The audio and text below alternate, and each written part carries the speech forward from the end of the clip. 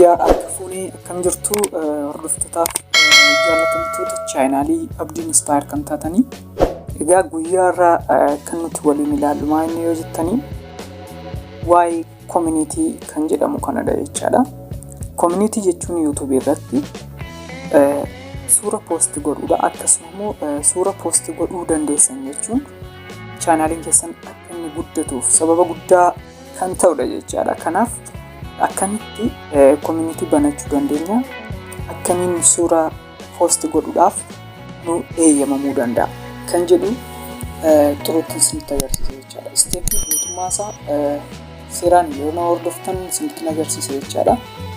Egaa chaanaaliin keessan akka guddatuuf inni guddaan tokko kanadha jechaadha. Duraan subscribe 1000 yoo taatan qofa kan suura post gochuu dandeessanii. Akkuma beekamu jalqaba irratti akkamiin community irratti post goona kan jedhudha. Duraan akkuma beekamu chaanaaliin keessan 1000 hinguutiin suura post godhuun hin yaadamu jechaadha.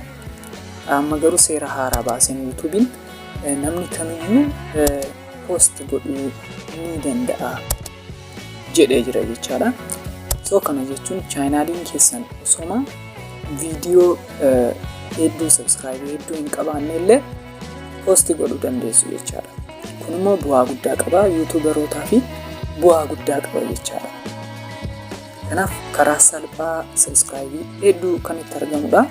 Kanaaf chaanaalonni guguddoo hedduun akkuma beekamu community irratti baay'ee post godhu jechaadha. Community'n baay'ee bu'aa guddaa qaba jechaadha. Kanaaf akkamiin akkasiin eeyyamamuudha isinitti agarsiisa jechaadha. Kanaaf chaanaalonni osoo subscribe 1000 hin galin seenaa jiran hedduutu jiru jechaadha. Egaa haa ta'uutii garuu wanti isinirraa eegamu inni guddaan jechaadha. Chaanaalii keessan keessatti viidiyoon namaa jiraachuu qabu. Copyright qabaachuu qabu. Copyright qabaatinaan chaanaaliin keessan sinii banuu hin danda'u jechaadha. Community kana siniif hin banu.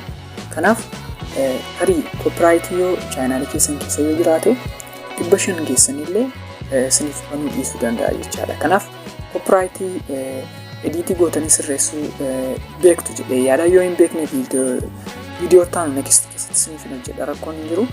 Egaa guyyaa irraa garuu akkamitti suura post goonaa, suura haala akkamiin post godhuu dandeenya YouTube irratti, yoo maal goone nuuf eeyyamaa kan jedhuu fi karaa sirrii ta'e karaa ofii kootii report godhee gara community akkanaaf banamu taasise isinitti agarsiisa jechaadha. Egaa kana community kana banachuudhaaf dirqama eessa seentu reportii seenuu qabdu jechaadha dirqama. Maaliif chaanaaliin keessan firii ta'uusaa copyright akka hin qabne erga hubattanii erga amantanii booda erga bartanii booda jechaadha report gootu jechaadha. So viidiyoo keessan dura garuu karaa maalii seentaniitti gara YouTube studio keessan seentanii koppii akka hin qabne baruu qabdu jechaadha. Viidiyoo keessan hunda isaa ilaaluu qabdu jechaadha. Copyright akka hin qabne. Kana booda gara reportiitti ce'uu dandeessu. Copyright viidiyoon keessan osoo qabu report gootanii naan garuu rakkoo isinirra ga'uu danda'a jechaadha. Kanaaf gamanumaan gara reportiitti ceena jechaadha. Yeroo tokko bakka chaanaaliin kiyya jirtu cuqaasna. Egaa yeroo tokko nixaxaabiin sadii bakka jirtu kana cuqaastanii seentu jechaadha. So help and feedback kan jedhu kana jira. Yeroo tokko cuqaastu. So egaa jecha asitti jecha sin filattan jechaadha. Jecha sin barreessanii bakka reportii kanatti akka siniif eeyyamamu chaanaaliin keessan suura post godhuu akka danda'u, akkasumas immoo viidiyoo namoota gargaartan fakkeenyaaf namoonni chaanaalii garaagaraa gargaaruu danda'u. Fakkeenyaaf chaanaalii hiriyoota keessanii guddisuudhaaf yoo chaanaaliin keessan guddatee jiraate linkii isaanii irra share gochuu ni dandeessu asirratti. Kanaaf send feedback kan jedhu kana yeroo tokko cuqaastu.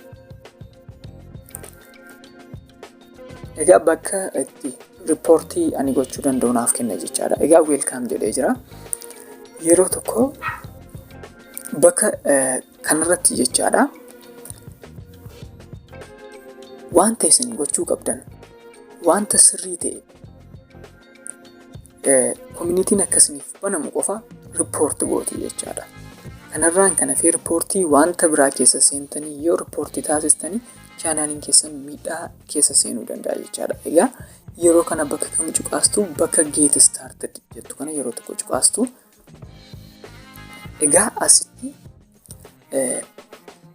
chaanaaliin keessan akka suura post gochuu danda'u barreessituuf jechaadha barreeffama Ingiliffaan. Egaa yeroo kana yoo xiqqaate sa'aatii 48 keessatti yookiin sa'aatii 24 keessatti isiniif deebuu danda'a jechaadha. Yoo ture sa'aatii 48 keessatti yoo chaanaaliin keessan firii ta'e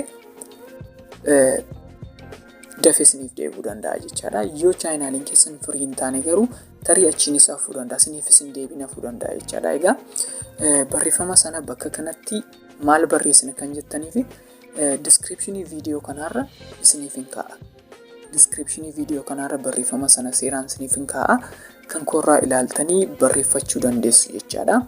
Kana booda erga barreessitanii booda fakkeenyaaf erga barreessitanii xumurtanii booda bakka send jettu kana cuqaastu jechaadha.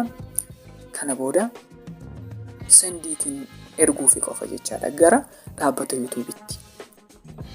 Egaa kana booda sa'aatii 48 booda maal ta'uu danda'a? Isiniif deebuu danda'a achiiti gara suura post gochuutti deemuu dandeessu jechaadha. Haala kanaan isiniif eeyyamama. Chaanaaliin keessan yoo viidiyoo tokkollee hin qabaanne akkasuma yoo subscribe tokkollee hin qabaanne haala kanaan isiniif banamuu danda'a jechaadha. Kanaaf seeraan steepii kanaan yoo gootan yookiin yoo ergitan isiniif banamuu danda'a jechaadha.